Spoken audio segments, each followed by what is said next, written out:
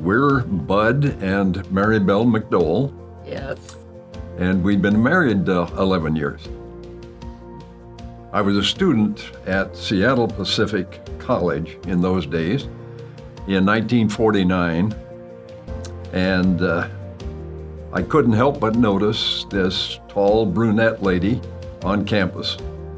But I was totally intimidated by Lucille, and if it hadn't been for the urging of my best buddy to ask her for a date, I probably never would have had a relationship with her. But I did ask her. She refused me the first time, and it was his urging that caused me to ask her again, and she agreed to go on a ride with me in my mother's brand new Chevrolet, and the rest is history.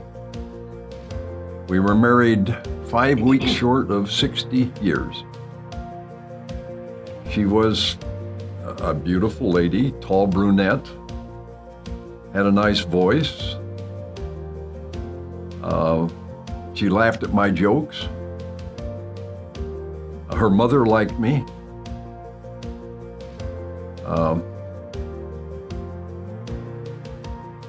She had a very strong love for her faith and her relationship with Christ. It was on February 17th, 2010, and she loved to watch figure skating in the Olympics.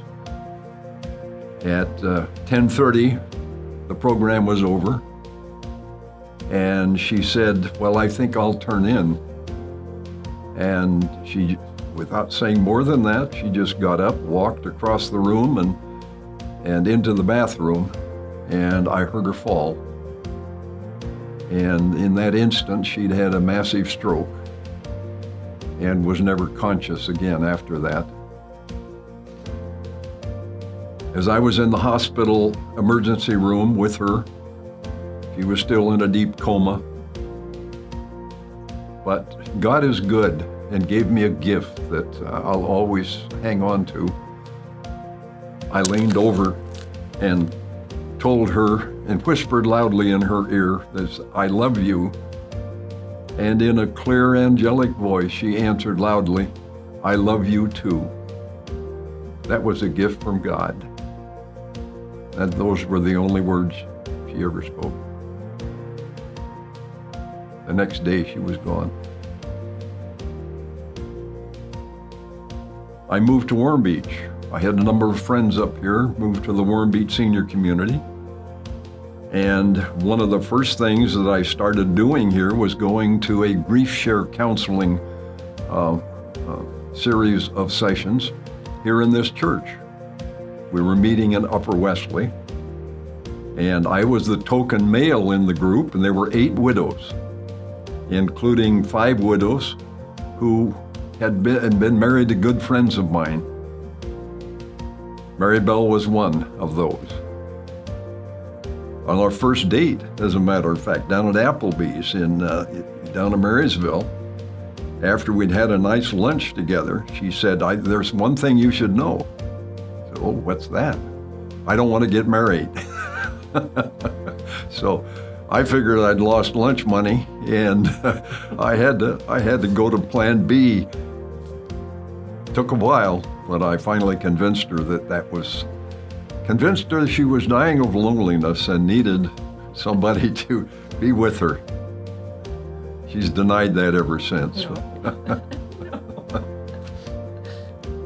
But it's easier to describe what love does. Love makes up for a lot of shortcomings.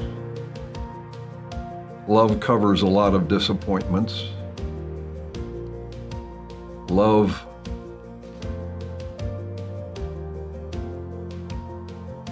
takes the place of many things that are undone or unsaid.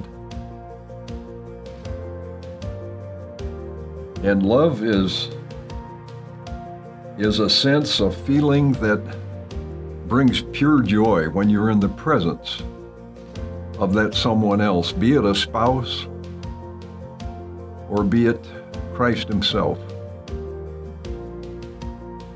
And I'm sure that there are many similarities in the relationship because Jesus had to forgive me for many shortcomings, not just sins, but disappointments, lost opportunities when I had a chance to make a difference. And for some reason, I opted not to. So love truly is the greatest thing that God has given us, in my opinion. And it's something that I love to share with this lady. True love goes on and on. Our love will be ever new. True love goes on and on. My darling, I'll always love you.